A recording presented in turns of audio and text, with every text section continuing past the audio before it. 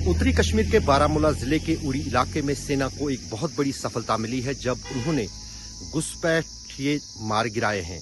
ये घुसपैठ की कोशिश कल से हुई है और तभी से सेना और पुलिस ने ऑपरेशन शुरू किया था बारामूला जिले के उड़ी इलाके में और आज सुबह से जारी इस मुठभेड़ में तीनों घुसपैठिए मार गिराए गए हैं। उनके कब्जे से भारी मात्रा में हथियार और गोली बारूद भी बरामद हुआ है। यहाँ पर ये बात भी बहुत जरूरी कहनी है कि किस तरह से पाकिस्तानी सेना की तरफ से उन घुसपैठियों को मदद देने के लिए पाकिस्तानी सेना की फोर्स की तरफ से लगातार भारतीय सेना पर फायरिंग की गई, लेकिन उसकी जवाबी कार्रवाई में भारतीय सेना ने भी मोर्चा खोला और न सिर्फ घुसपैठियों को मार गिराया बल्कि उनके शव भी बरामद किए और उनके पास जो भारी हथियार और गोली बारूद था उसको भी बरामद किया है।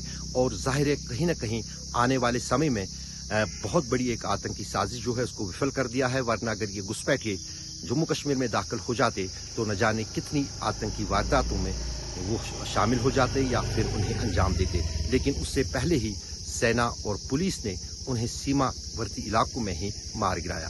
तो मैं चिनारकोट डैगेट डिवीज़न और JNK पुलिस की तरफ से यहाँ वेलकम करता हूँ।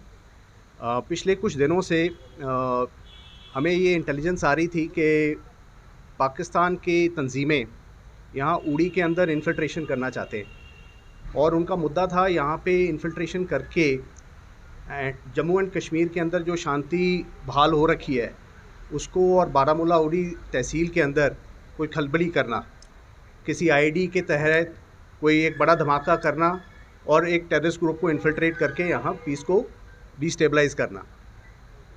इसी इंटेलिजेंस इनपुट्स के मद्देनज़र फ़ौज ने और पुलिस ने अपना इंटेलिजेंस और CICT ग्रेड को और मजबूत किया और पिछले कुछ दिनों के अंदर हमारी जो डैगेट डिवीज़न की फ़ौज की आगे एम्बुशेस ले कर रहे थे उनको हमने इंटेलिजेंस इनपुट्स के हिसाब से साइट किया।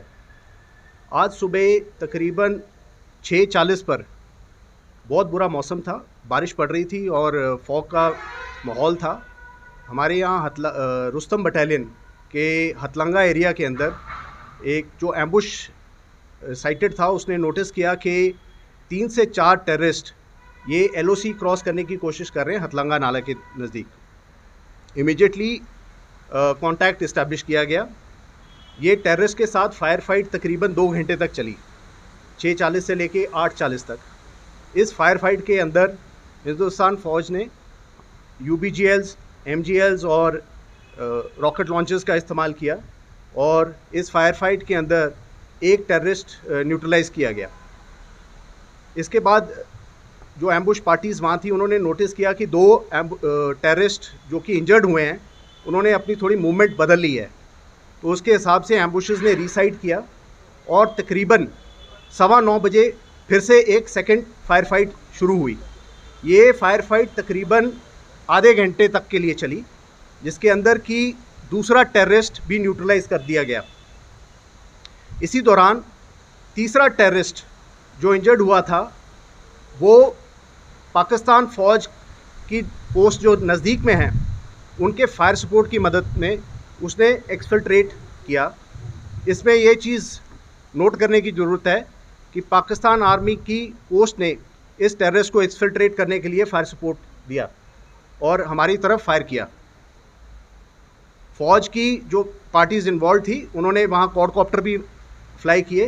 पाकिस्तान फ़ौज ने हमारी क्वाडकॉप्टर्स के ऊपर भी फायरिंग की और ये टेररिस्ट जो तकरीबन 300-400 मीटर पाकिस्तान की तरफ एक्सफिल्ट्रेट किया वहाँ जंगल एरिया के अंदर, ये जाके वहाँ गिर गया और हमारे अनुमान के हिसाब से वो उसकी वहाँ ही वॉज किल्ड देयर एंड उसके बाद उसकी बॉडी वहाँ से रिकवर की गई एंड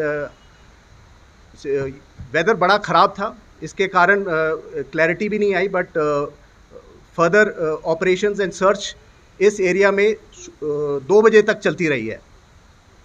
ऑपरेशन 2 बजे इनिशियली कॉल्ड ऑफ हो गया है। अभी इलाके के अंदर अभी भी सर्च चल रही है, हमारी पार्टीज़ वहाँ तैनात हैं एंड अभी तक का ऑपरेशन जो कि 8 घंटे तक के लिए चला है, इस ऑपरेशन के अंदर पाकिस्तान के 3 टेररिस्ट न्यूट्रलाइज कर दिए गए हैं, 2 टेररिस्ट की बॉडी रिकवर की गई है, एक टेररिस्ट पाकिस्तान की साइड में जाके उसकी डेड बॉडी पड़ी है, जिसका हमें अनुमान है कि उसकी बॉडी उधर से रिकवर कर दी गई है किसी से। अशरफ वानी, उड़ी आज तक।